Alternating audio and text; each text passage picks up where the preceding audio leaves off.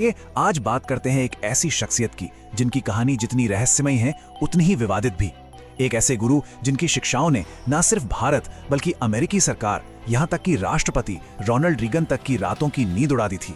इस सफर में हम ओशो की पूरी कहानी समझेंगे, कैसे एक आम युवा ने एक ग्लोबल एम्पायर खड़ा कर दिया। अब अगर आपको इस पूरे मूवमेंट के स्केल का अंदाजा लगाना है तो जरा इस नंबर के बारे में सोचिए, 365। ये कोई रैंडम नंबर नहीं है, बल्कि ये उनका एक सपना था कि साल के हर एक दिन के लिए उनके पास एक रोल्स रॉयस कार हो। सोचिए उनका एम्पायर किस हद तक फैल चुका था। तो ये सब शुरू कहां से हुआ? चलिए उनके शुरुआती सालों और ज्ञान प्राप्ति के सफर पर चलते हैं। कहा जाता है ना कि कुछ लोग बचपन से ही बिल्कुल अलग होते हैं। 1931 में चंद्रमोहन जैन के नाम से जन्मे ओशो के साथ भी कुछ ऐसा ही था। एक दिलचस्प किस्सा है, जब वो सिर्फ 14 साल के थे तो एक ज्योतिषी ने उनकी मौत की भविष्यवाणी कर दी। वो मौत का इंतजाम करने एक मंदिर में जाकर बैठ गए, लेकिन मौत कभी आई ही नहीं।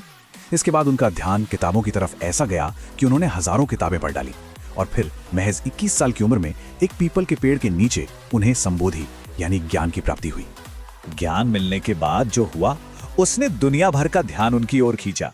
बात करते हैं उनके नव संन्यास के उदय की। अक्सर जब हम संन्यास शब्द सुनते हैं तो दिमाग में क्या आता है?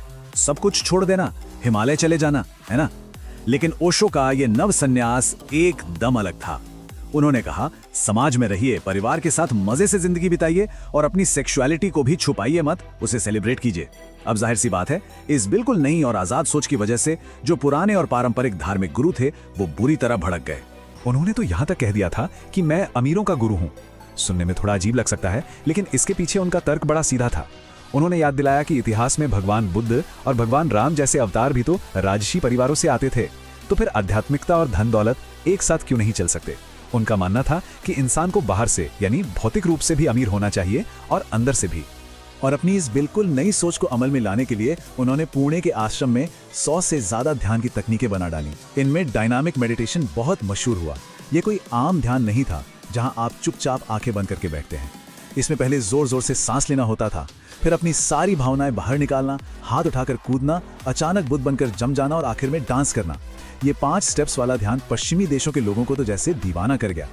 अब कहानी में एक बड़ा मोड़ आता है जब ये मूवमेंट भारत से निकलकर अमेरिका पहुंचता है और शुरुआत होती है रजनीशपुरम की। हुआ यूं कि 1981 आते आते पुणे के आश्रम पर एक बहुत बड़ा टैक्स बिल फट पड़ा। ऊपर से ओशो की सेहत भी बिगड़ रही थी, तो इस मूवमेंट को अमेरिका शिफ्ट करने का फैसला लिया गया। और उन्होंने क्या किया? ओरेगन में सीधे 260 स्क्वायर किलोमीटर की बंजर जमीन खरीद ली। ये कोई छोटा मोटा आश्रम नहीं बनने वाला था। उनका इरादा रजनीशपुरम नाम से एक पूरा का पूरा आजाद और नया शहर बसाने का था। अब इतने बड़े शहर को चलाने के लिए कोई तो चाहिए था, और ये जिम्मेदारी आई उनकी पर्सनल सेक्रेटरी मां आनंद शीला पर। दरअसल 1981 में ओशो ने 3.5 साल का मौन व्रत ले लिया था। ऐसे में रजनीशपुरम का सारा काम, पैसा, ऑपरेशंस सब कुछ शीला के हाथों में आ गया। शीला का काम करने का तरीका बहुत आक्रामक था और यही तरीका बहुत जल्द वहां के लोकल लोगों और अमेरिकी सरकार से एक बड़े टकराव की वजह बनने वाला था। यहीं से कहानी में वो सब शुरू होता है जिसने पूरी दुनिया को हैरान कर दिया। अपराध, विवाद और इस साम्राज्य का पतन। आप सोचिए, जो शहर शांति और ध्यान के लिए बसाया गया था वो धीरे धीरे बायो टेररिज्म, फोन की जासूसी और एक अजीब से खौफ में डूबने लगा। आश्रम और वहां की लोकल अथॉरिटीज के बीच टेंशन इतनी बढ़ गई कि अमेरिकी सरकार भी घबरा गई। उन्हें डर सताने लगा कि कहीं यहां भी जोन्सटाउन जैसा कोई बड़ा और भयानक हादसा न हो जाए। शहर पर अपना दबदबा बनाए रखने के लिए लीडरशिप ने कुछ ऐसे कदम उठाए जो सीधे सीधे अपराध थे। एक सैल्मोनेला बायो टेरर अटैक करवाया गया, गैरकानूनी तरीके से लोगों की बातचीत सुनी गई और बात यहां तक पहुंच गई कि खुद ओशो को मारने की साजिश तक रची गई। इन सब की वजह से रीगन प्रशासन ने बहुत सख्त जांच शुरू कर दी और नतीजा, मां आनंद शीला को आश्रम छोड़कर भागना पड़ा। शीला के जाते ही ओशो ने अपनी लंबी चुप्पी तोड़ दी। उन्होंने शीला पर इन सारे अपराधों का खुला आरोप लगाया और कहा, मुझे पूरी तरह से अंधेरे में रखा गया था। उनका सीधा सा दावा था कि उनके अपने ही शहर में ये जो भी गैर कानूनी चीजें चल रही थी उनकी उन्हें कोई जानकारी नहीं थी। और इस सब के बाद आते हैं ओशो के अंतिम दिन और वो लेगेसी जो वो पीछे छोड़ गए। भले ही उन्होंने कहा कि वो बेकसूर हैं, लेकिन अमेरिकी सरकार ने उन्हें उस वक्त गिरफ्तार कर लिया जब वो देश छोड़ने की कोशिश कर रहे थे। 1985 में उन पर जुर्माना लगा, 5 साल का बैन लगा और उन्हें अमेरिका से डिपोर्ट कर दिया गया।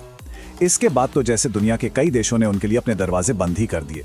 आखिरकार 1986 में वो लौटकर वापस पुणे आश्रम आ गए और 1990 में 58 साल की उम्र में उनका निधन हो गया। ओशो ने ताउम्र किसी भी संगठित धर्म को नहीं माना। फिर भी उनकी कुछ कोर फिलॉसफीज हैं जिन्हें आप उनके अलिखित नियम कह सकते हैं। उनके हिसाब से जिंदगी ही इकलौता सच्चा भगवान है।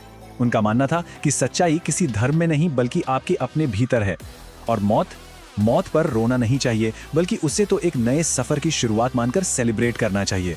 इन्हीं विचारों की वजह से आज भी उनके अनुयायी पूरी दुनिया में हैं और उनकी किताबें करोड़ों में बिकती हैं। तो आखिर में ये पूरी कहानी हमारे सामने एक बहुत ही गहरा सवाल खड़ा कर देती है। क्या ये मूवमेंट सच में एक आध्यात्मिक जागृति थी जिसे दुनिया कभी समझ ही नहीं पाई, या फिर ये एक चेतावनी थी कि जब ताकत पर कोई रोक टोक ना हो तो क्या हो सकता है? ये इंसानी फितरत, ज्ञान की खोज और भक्ति व विनाश के बीच की उस बेहद बारीक लाइन की कहानी है जिस पर हमें और आपको शायद हमेशा सोचना पड़ेगा। इस विश्लेषण में हमारे साथ जुड़ने के लिए